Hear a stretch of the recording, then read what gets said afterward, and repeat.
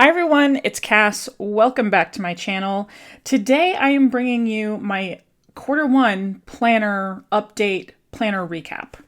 There has been so much stuff that has happened, and you'll kind of see the evidence here in this main planner of mine, and the reason why I have all these other ones kind of just hanging out in the periphery. So if you're ready to hear about Q1, how my planning is gone, go ahead and stay tuned.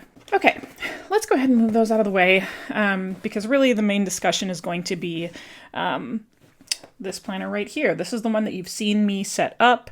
This is the one where I posted a video saying, my planner's not working, I'm switching back to a B6. You're very familiar with this view if you have followed along with me. So this is a Chic Sparrow B6 folio, and the color is the Austin Mr. Darcy leather. And I have two books in here that make up my main planner system. So this first book here is going to be the future planner, and then this book here is my bullet journal system. The bullet journal system, since moving back to the B6 size, has really been like my comfort size. I love it so much. But January, February, March really wound up like kicking my butt. It just kind of blew up in smoke, went up in flames. I don't know. Yeah. Here I am flipping through, so you can just see how I have filled everything out. January was so good. I was so diligent. And now that the month of March has officially concluded, well, it doesn't look anything close to January. So you'll see what happened. But I just wanted to show you a flip of like these completed pages, just how big they can get. The big change was that I moved my journal pages after each month. So January was a really great month in terms of journaling, and I loved getting into the practice. I had some therapy notes in there,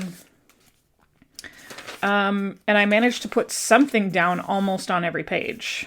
That changed in February, and it also changed in March. So my job has just been very, very, very stressful. I've been in the current position that I'm at for about a year and a half now. And since taking this position, it has really become clear to me that I am not a fan of supervising. The amount of mental strain it takes to like put out other employees' fires on top of the own fires that I have to put out that are like my inbox and my actual tasks, it's quite overwhelming. So that really started to rear its head in February. So like hardly any journaling, and I had stamped out the pages.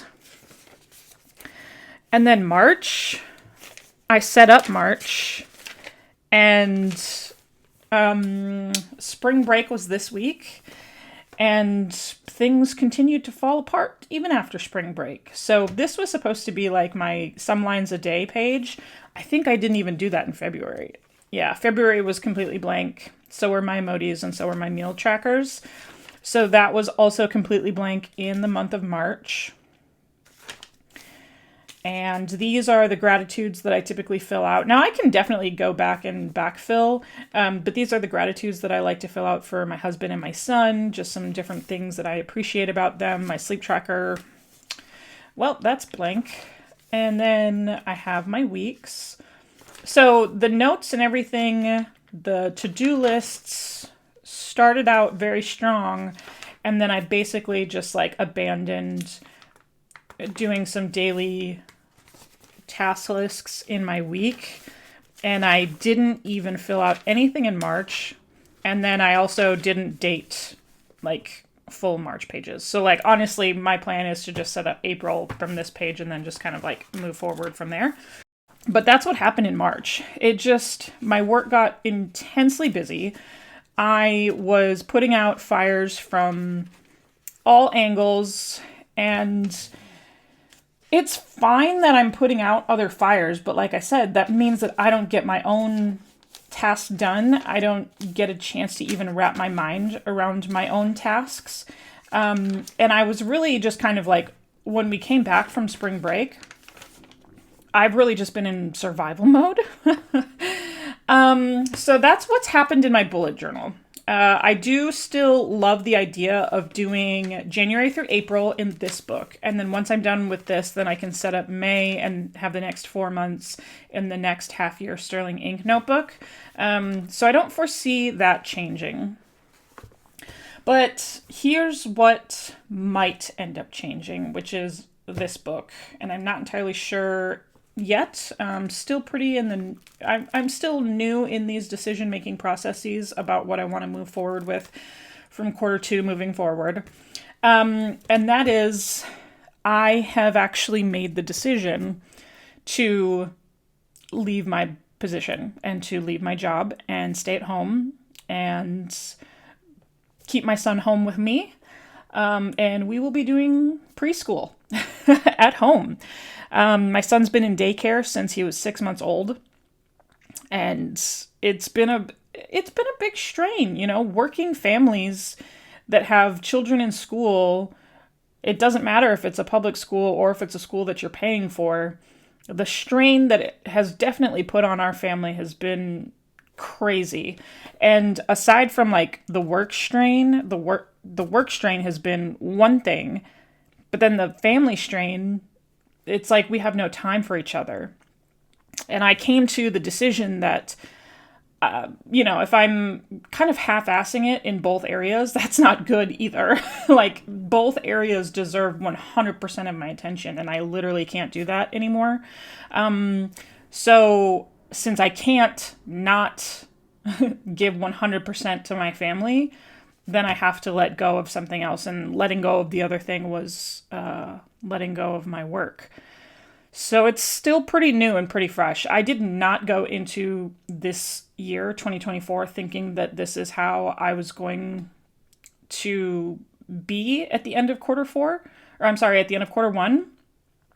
But, you know, I've definitely sat with it for a long time, spoke about it with my husband and our family, how it's going to look for us. Went to therapy, highly recommend therapy. You know, I've been doing all of these things this whole time. And yeah, it really just came down to, if I'm only giving half of myself to 2 areas, neither one of those places is getting the right amount of attention. And it's really not fair. I guess on the mental health front, in retrospect, I have been struggling for 2 years now, and I've been trying to make it work at work, and it's just not. And I do have to take a step back, really for mental health reasons. And I guess that's all I can say right now. It's still pretty fresh. I do plan on, I'm not officially unemployed. I still plan on finishing out a couple more weeks, so that way I can wrap up the semester. And starting in the summertime, this will be the first summer in 10 years that I won't be working. And it'll be like the first summer in 10 years that I haven't done working for higher education and planning freshman orientation. That is wild.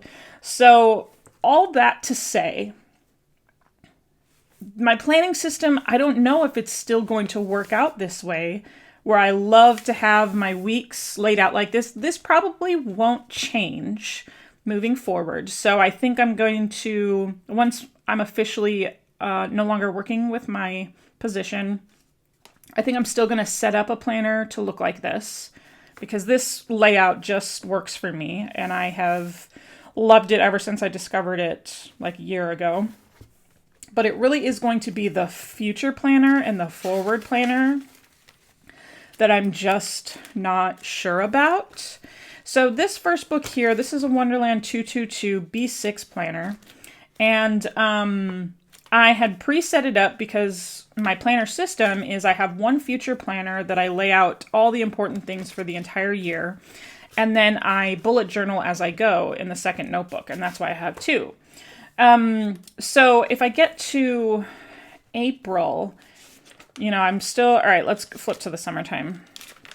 Okay, so the summertime is when I'm anticipating being home full time, and I already have like work dates written in here, so I guess I could just like white those out. That's probably not going to be a big issue if I want to keep this book.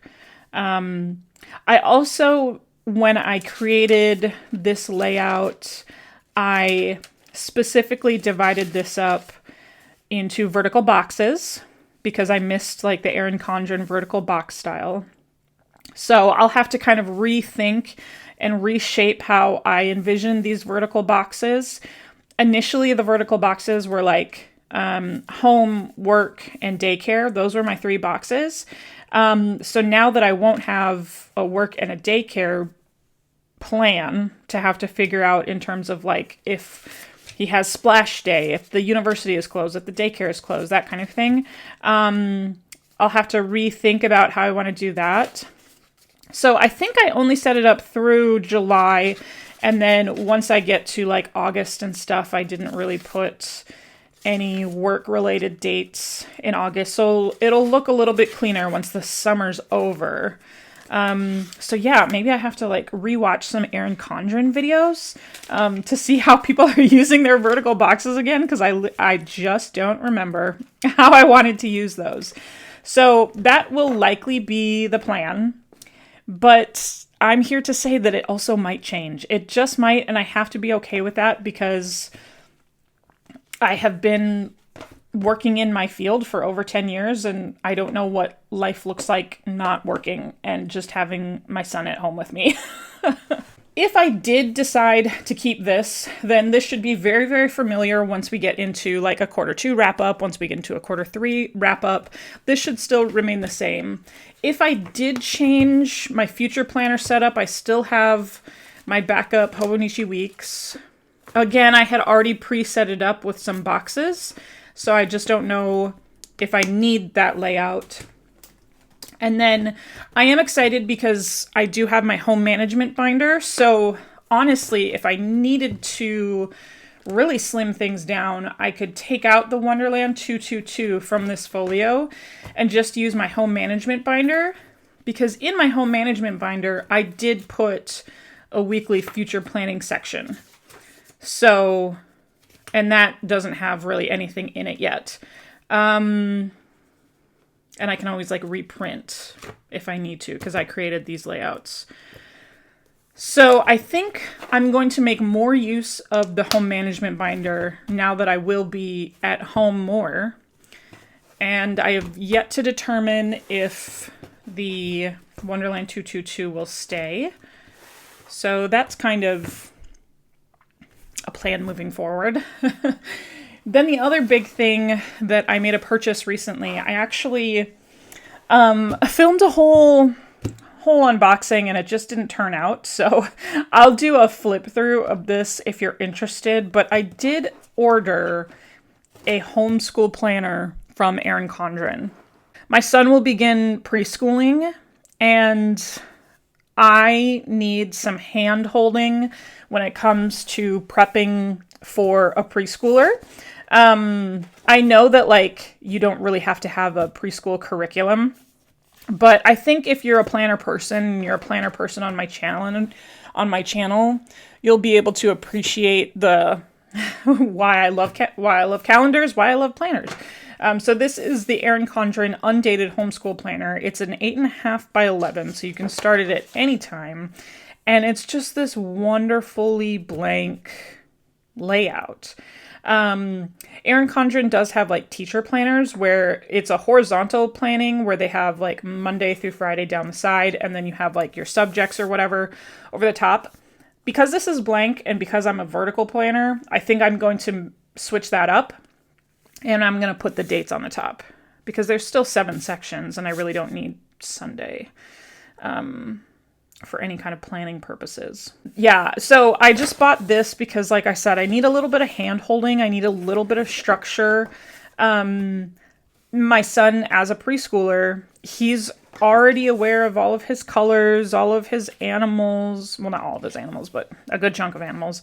Alphabet, numbers, what sounds the letters make. So he really has learned quite a bit through his daycare setting. And to me, that means that I have to look into how else I can, help him out in terms of like, all right, what's our next step now that you know all of your basics? What are the next kinds of things that preschoolers are learning and doing? And I want a place to be able to document that. I just went back to the Old Faithful and I went back to Erin Condren because I knew that they had the homeschool planner and they had teacher planners. They also have in this planner, they have some amazing trackers already kind of like created for you. Attendance trackers, checklists, that kind of thing. So I don't foresee us beginning like real schooling until closer to the actual start of the school year, like July or August. So we'll have this whole kind of end of Q2 to really get adjusted and really get settled in what it's going to be like for him and I to be at home. And there's some like pretty big kid milestones that we have to reach just like on a personal level. Like we have to potty train, we have to work on developing his home skills in terms of making his bed and, the things that you expect children to begin to pick up on, learning to get dressed for himself and that kind of thing. So I don't think I need to start like an actual preschool curriculum just yet, which is why I might not be bringing this in to the fold in Q2. It might truly come around when like the school year actually starts. I'm kind of going with it. And I'm seeing what this rest of this year is going to have in store for me. So yeah, if you are interested in following along with, my planner updates, because that will still be here on the channel. If I start to incorporate homeschooling content and homeschooling planning, then I've got the planner already set, and maybe I'll get to film more now that I'll be home. I say that now, but that's because my son's at school today and I'm at home today. And so he hasn't officially been unenrolled yet until I'm done working. So I say that now because he's not here and we won't know what it'll look like over the summer when he actually is here all the time. Thank you so much. If you enjoyed this Q1 planner update, let me know what you thought. What are you currently using? My systems, I still love the Wonderland 222. I still love the Sterling ink. I still love a bullet journal. And I've just been loving seeing how people are filling out their particular planners. And I just love, a full page. I love to see how it looks. So if you are brand new, please go ahead. I'd love it if you would subscribe and hang out with us. Like, comment, and subscribe. You know how these videos end. I'll talk to you later. Bye.